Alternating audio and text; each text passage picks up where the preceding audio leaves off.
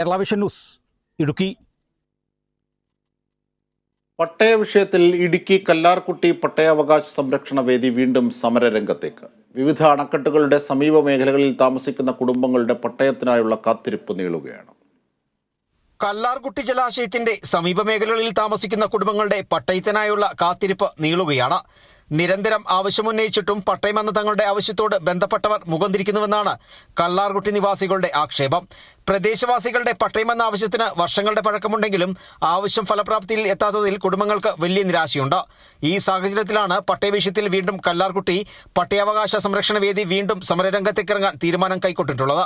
KEC ബോർഡിന്റെ ഉന്നത ഉദ്യോഗസ്ഥ തലത്തിൽ മേഖലയിലെ കൃഷിക്കാർക്ക് പട്ടയം നൽകാതിരിക്കുന്നതിന് വേണ്ടിയിട്ടുള്ള ശക്തമായ രീതിയിലുള്ള ഇടപെടലുകൾ നടക്കുന്നുണ്ട് എന്ന് ഞങ്ങൾ സമരസമിതി ആശങ്കപ്പെടുകയാണ്. ഈ ഒരു സാഹചര്യം വളരെ ആശങ്കയുണ്ടാക്കുന്നതാണ്. 10 ജെയിനിന് പുറത്തുള്ള കൃഷിക്കാരുടെ പട്ടയത്തിന് വേണ്ടിയിട്ടുള്ള ആപ്ലിക്കേഷൻസ് വില്ലേജ് ഓഫീസിൽ സ്വീകരിക്കുമ്പോൾ കാച്ച്മെന്റ് ഏരിയ പ്രദേശത്തെ കൃഷിക്കാരുടെ ആപ്ലിക്കേഷൻ സ്വീകരിക്കുന്നില്ല എന്നുള്ള വാർത്തകളും ഞങ്ങൾ സമരസമിതി വളരെ ആശങ്കയോടെയാണ് കാണുന്നത്. ഈ ഇലക്ഷൻ കാലഘട്ടങ്ങളൊക്കെ കടന്നു വരുമ്പോൾ പ്രദേശത്തെ കൃഷിക്കാർക്ക് പട്ടയം ലഭിച്ചിട്ടില്ല എന്നുള്ളതും ഈ തരത്തിൽ സർക്കാർ ഉദ്യോഗസ്ഥ തലത്തിൽ നടക്കുന്ന ഈ ഗൂഢാലോചനകളും ഒരു കാരണവശാലും അംഗീകരിക്കാൻ കഴിയുന്നതല്ല. വിവിധ അണക്കെട്ടുകളുടെ 10 ചെയിൻ മേഖലയിൽ താമസിക്കുന്ന പട്ടയം ലഭിക്കാത്ത കർഷകരെയും സമരസമിതികളെയും ഒരുമിച്ച് സമരരംഗത്തേക്കിറക്കുവാനാണ് കല്ലാർകുട്ടി പട്ടയാവകാശ സംരക്ഷണ വേദിയുടെ തീരുമാനം.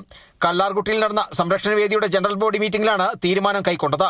യോഗത്തിൽ സമരസമിതി ചെയർമാൻ PV അഗസ്റ്റിൻ അധ്യക്ഷത വഹിച്ചു. മുഖ്യ രക്ഷാധികാരി ഫാദർ ജോസഫ് പാറക്കടവിൽ യോഗം ഉദ്ഘാടനം ചെയ്തു. ജനറൽ കൺവീനർ ജെയിംസ് യോഹനാൻ മുഖ്യപ്രഭാഷണം നടത്തി.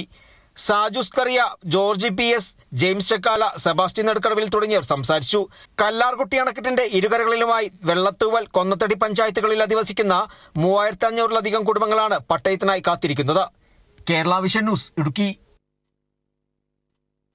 വിനോദസഞ്ചാരികളുടെ പ്രിയപ്പെട്ട ഇടമായി കേരളം മാറുന്നുവെന്ന് മന്ത്രി PA മുഹമ്മദ് റിയാസ്. കാസർഗോഡ്